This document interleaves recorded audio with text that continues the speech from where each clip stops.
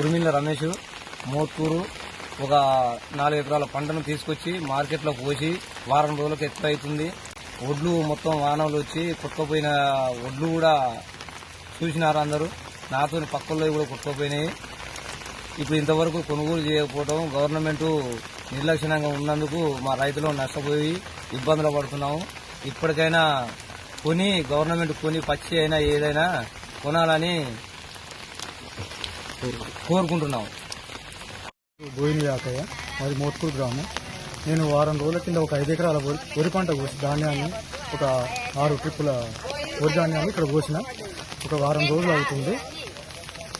కానీ ఈ తడిసిన ధాన్యాన్ని కూడా ప్రభుత్వం కొనుగోలు చేయాలని, అలాగే ఈ కొనుగోలు కేంద్రానికి తొందరలో ప్రారంభించాలని మా రైతుల తరఫున నేను కోరుకుంటున్నాను.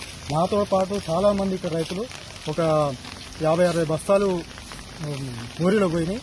ఇవన్నీ మా పంట నష్టం ఏదన్నా నష్టపరిహారం చెల్లించినా కానీ మాకు ఆదుకున్న వారు రైతులని ప్రభుత్వాన్ని